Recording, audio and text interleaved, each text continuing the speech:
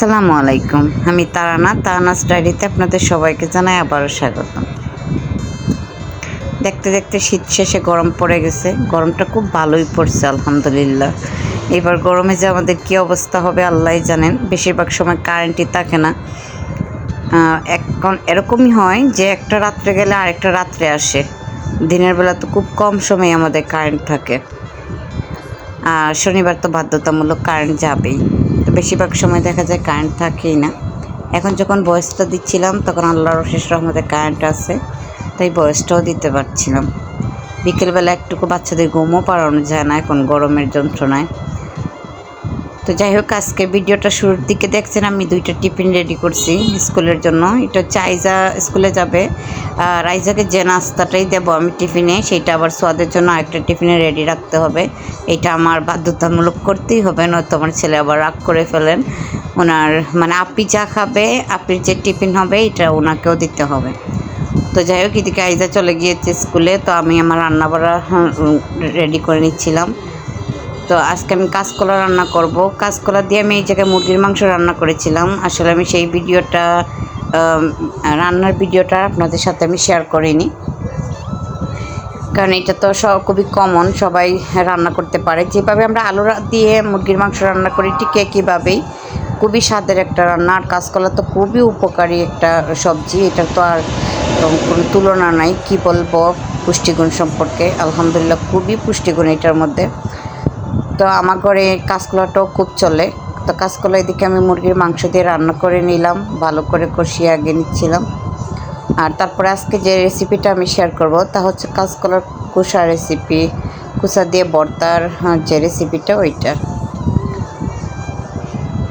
গরমের মধ্যে আসলে এইগুলোই খাওয়া উচিত, টক, তারপরে কাঁচকলা। আলু কম খাওয়াই ভালো, আলু একটু খেলেই এখন মনে হয় যে শরীরটা আরও বেশি গরম হয়ে যায়। কী পরিমাণের গরম পড়ছে, এতদিন গরম ছিল না, শুধু ঠান্ডা ঠান্ডা, প্রচুর ঠান্ডা। এখন গরম পড়ছে তো গরম সহ্য করাই যাচ্ছে না, এরকম গরম।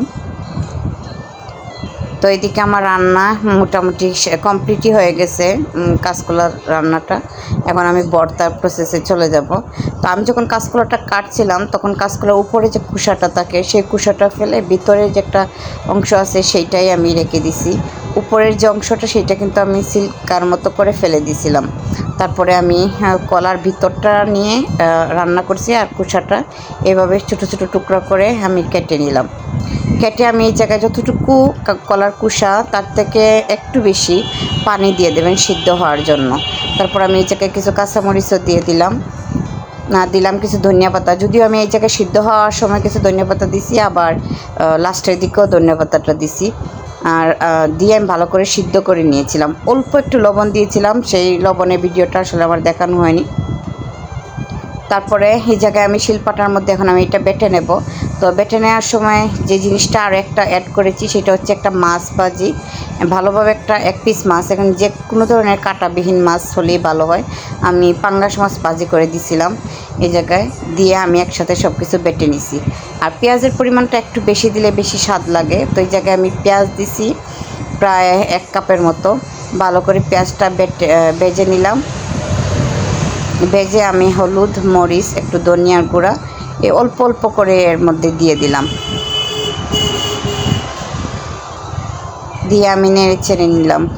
লাস্টের দিকে কিন্তু আমি আবারও একটু অল্প লবণ অ্যাড করছি। এই মশলার মধ্যে আমি কোনো লবণ অ্যাড করিনি। তো ভালোভাবে যখন মশলাটা মিশে গেছে, তারপরে আমি বেটে রাখা সেই কাঁচকলার কুসাটা এর মধ্যে অ্যাড করে দেব।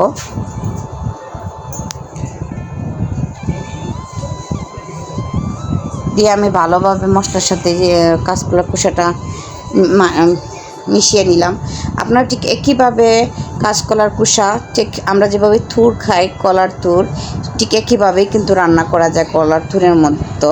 কিন্তু কলার থুরটা বেশিরভাগ সময় রান্না করা হয় যে গরম মশলা দিয়ে মগজের মতো করে রান্না করা হয়। ঠিক একইভাবে কিন্তু এই জিনিসটাও রান্না করা যায়, খেতে অসাধারণ হয়। এই যে আমি 1 পিস মাছ দিছি এর জন্য এর মধ্যে একটা মাছের ফ্লেভার আসছে, কিন্তু বিশ্বাস করেন এত স্বাদ, এত স্বাদ। আমরা তো দিনের বেলাও এই ভর্তা দিয়ে খাইছি, আবার রাত্রের বেলাও একটু একটু করে সবাই এইটাই নিছি।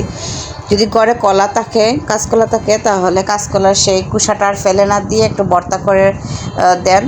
যারা খেতে চায় না বা যাদের মুখে রুচি নেই তাদের জন্য তো খুবই অমৃত হয়ে যাবে এইটা। আর কলার খোসাতেও কিন্তু প্রচুর পরিমাণে আয়রন, কলাতে শুধু যে আছে তা না, কলার খোসার মধ্যেও প্রচুর পরিমাণে আয়রন আছে। আমি এই জায়গায় এক পিস মাছ অ্যাড করছি, আপনি একটু গরম মশলা দিয়ে একটু মাংস অ্যাড করে দিলেন, তাহলে অন্যরকম একটা স্বাদ আসলো, একই জিনিসই।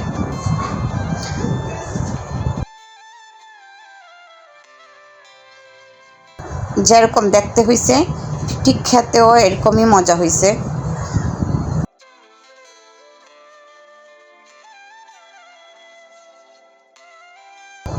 তারপরে বিকেলের খাওয়া দাওয়া শেষ করে আমি এই জায়গায় আসছিলাম একটু ক্ষেতের মধ্যে।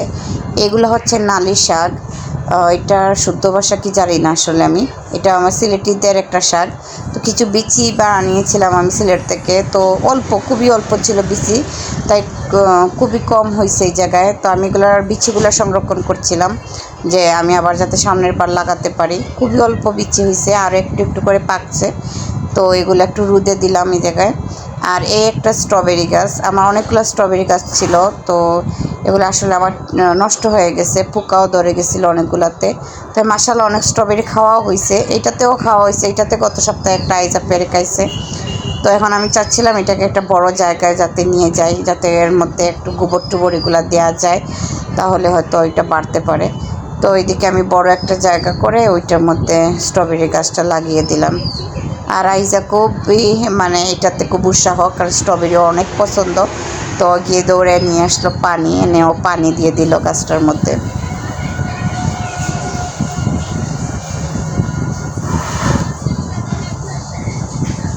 তো নতুন আরেকটা ভিডিও দেখার আশায় আজকের মতো আল্লাহ হাফিজ, আসসালামু আলাইকুম।